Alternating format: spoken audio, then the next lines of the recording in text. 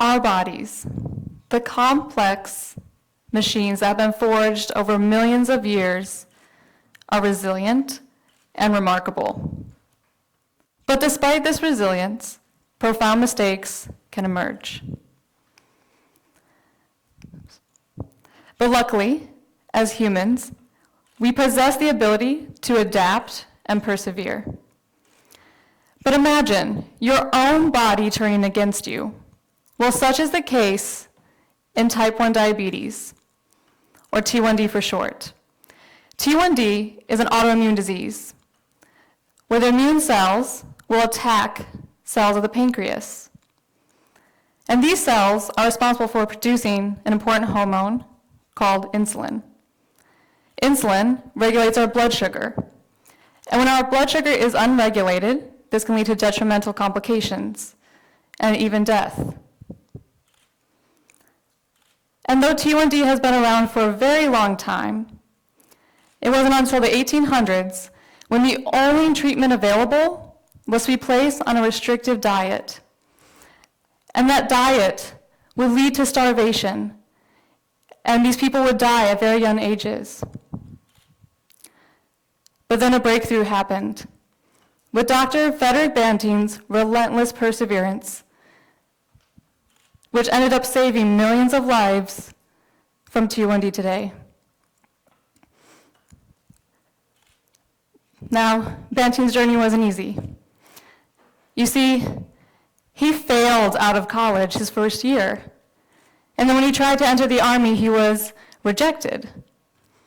But he kept pushing to be a part of these institutions. And when he was a part of these institutions and in the Army, he was wounded horribly in battle. But despite his injuries, he tended to the men around him, which earned him the prestigious award, which was the Military Cross in 1919. So it's no wonder that when Frederick Banting heard of T1D, that his compassion led him to want to help these individuals.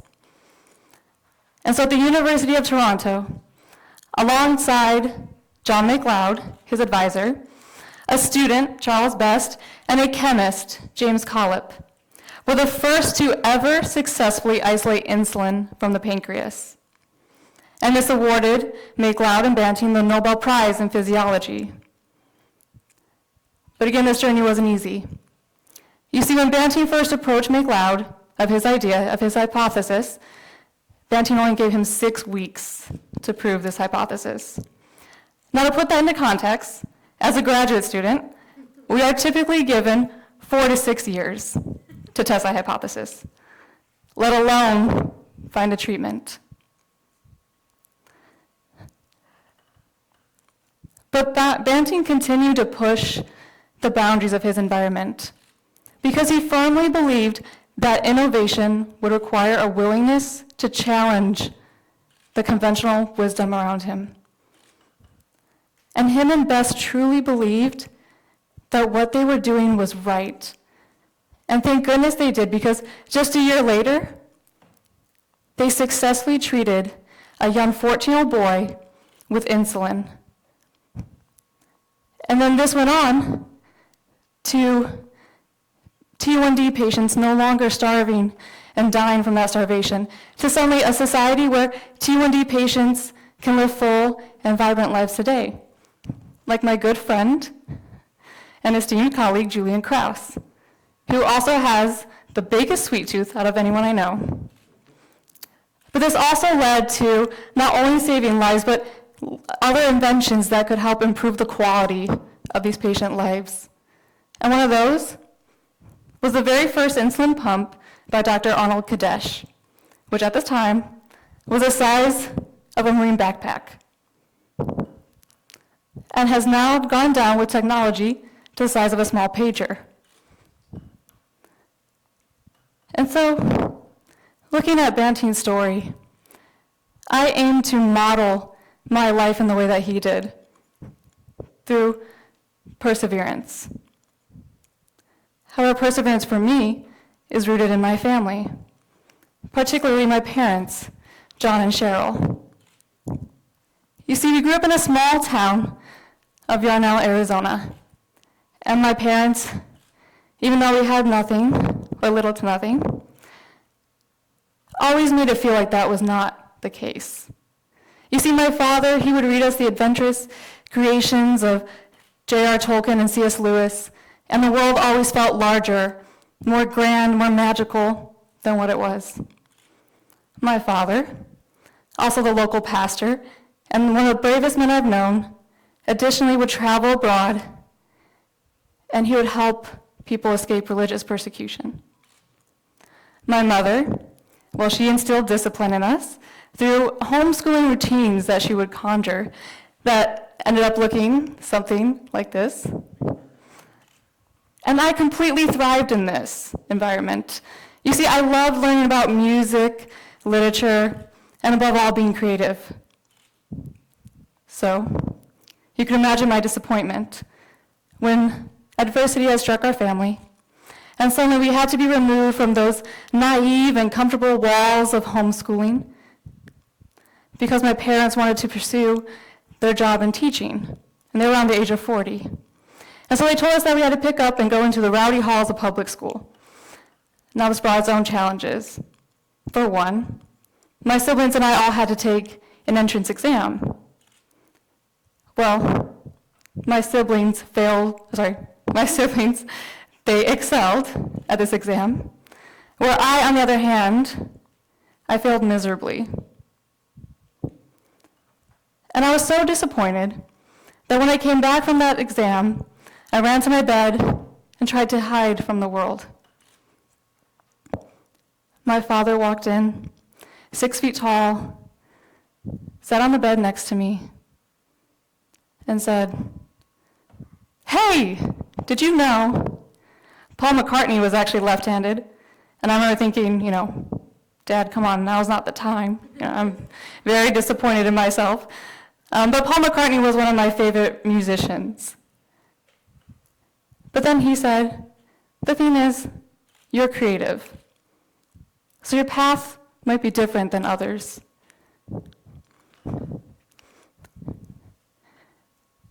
But then, when I did enter school, things had taken a somber turn when my father and close friend was diagnosed with terminal cancer. And we had to move him within a couple of months from the home and into the hospice, where suddenly we read him the stories that he had once shared with us back to him. And now no one tells you how to deal with the loss of a loved one. But it marks profound changes. And it did, particularly for my mother. And I watched as she got herself together every day, continued to fight and continued to work and live for those around her.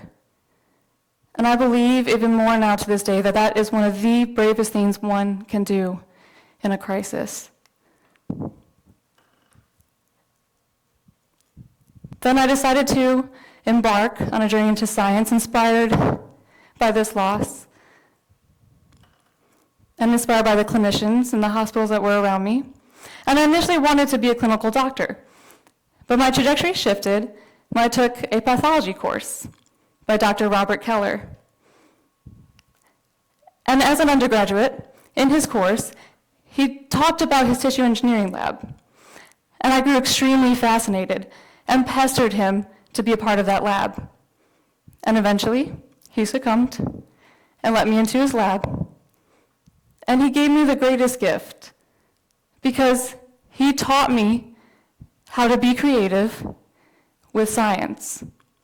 And he gave me complete creative freedom over independent projects that I had. And then I wanted to pursue my master's after this. I was so inspired. And I wanted to replicate features of the brain, where I could then study tumor behavior outside the body. But to do this, I would have to create devices that would then render these fibers that would mimic the brain features. Well, I decided to go to the local Home Depot, which ended up becoming one of my favorite places, and I would go up and down the aisles, rummage through supplies, gather them together, and bring them back to the lab, where I'd fashion different features or devices. And those initial creations ended up looking something like this: a rotating cylinder that could go at very high speeds, or an M-shaped design, which at the time I swore had nothing to do with my name. But what I learned from this was that I could take my creative thinking and I could merge that with my scientific passion. And this also helped inspire future work that we did, even work to replicate brain structures for pediatric tumors. And then this work brought on an even more astute collaboration, and one that I'm very proud of. And that was with the woman herself, my mother. You see, my mother was a 5th grade teacher at Congress Elementary School, and she had this program called Skype a Scientist. And in this program, we had to come up with some kind of design challenge. And the design challenge that we came up with was movable prosthetics. And inspired by my own journey in the lab, I challenged them to create these prosthetics from materials in their house. And when I walked back into the classroom to challenge or review their creations, I was faced with an overwhelming joy and excitement as their faces lit up and they showed me their creations. They showed me a movable hand prosthetic that had muscles made from cardboard and paper, and the ligaments and tendons made from plastic tubing. Well, this made me realize even more that I loved research. And I decided that apparently 6 years wasn't enough in academia. So I went on to pursue my PhD. And when I applied for my PhD, unfortunately, I was faced with an overwhelming rejection. Additionally, I had someone I looked up to that told me I wasn't cut out for this field. And I would like to stand here today and say that these experiences or that rejection didn't impact me, but it did. And I felt like that little girl again in her bed, hiding from the world, and only this time she didn't have her father there to protect her. But during this time, I remembered my parents and how they showed that they could take adversity and turn that into a superpower. Along with my favorite quote from my father's absolute favorite book, that faithless is he who says farewell when the road darkens. You see, perseverance is not innate, but rather it's going to be forged through a relentless practice to your higher purpose. So then, I decided to give myself 1 year. I said, give yourself 1 year, work on your application, and see where that takes you. So I generated publications. I went to conferences where I decided to face my fears, which at that moment took the form of the institutions that rejected me. But I asked what I could do better, what I could do differently. And within applying a year later, I was faced with an overwhelming acceptance into those institutions, including the lovely Rice University. And this led me to meet my partner and also join Omi Besa's laboratory here at Rice. And in this lab, I learned of T1D and its challenges. And I grew a compassion for these individuals because my own experience with the health of a loved one. So we decided we want to take on the challenge of helping the disease from within. And the idea was to create an artificial pancreas. But this was overwhelming, exciting, but overwhelming.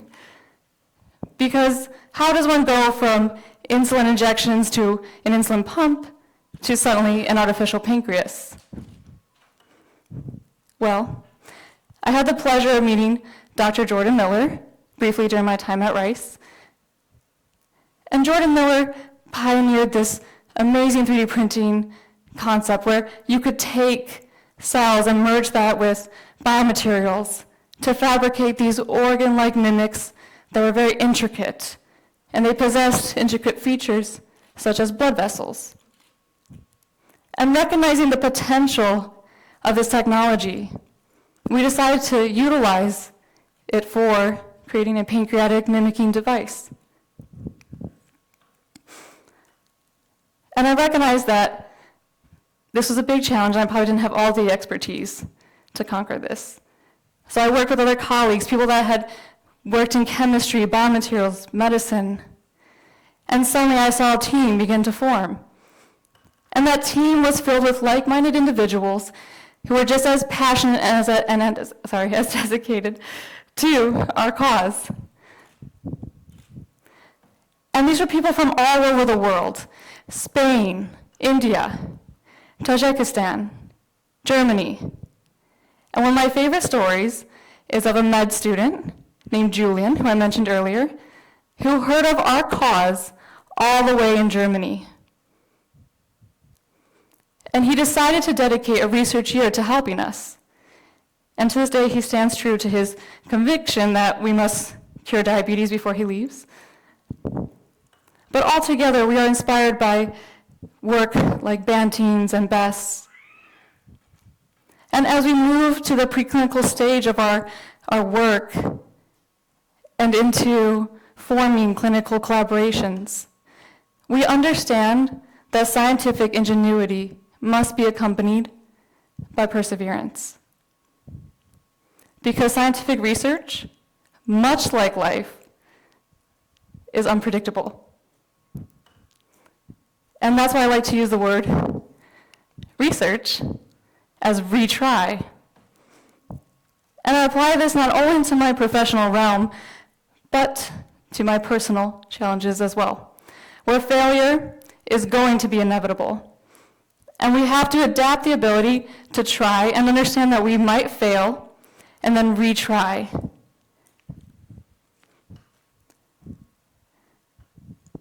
So I've learned that the pursuit of perseverance is similar to a superpower. And it's forged through 4 key ingredients. 1, compassion. 2, adversity. 3, persistence. And lastly, enthusiasm. And together, with this cape, I can decide whether I want to be the victor or the victim of my circumstances. And what I decided is when I became the victor and I used these hardships as a means to achieve my goals, I felt such joy and pride, and I saw the change that it could make. But if I let myself become the victim of my circumstances, then those hardships may prohibit me from those same goals. So today, I want to challenge you all with this. Take the loss and turn that into compassion for others. Take rejection and try to see it as an opportunity for perseverance. Let's take disease and turn it into health. And above all, whatever your adversity is, turn that into your superpower. Thank you.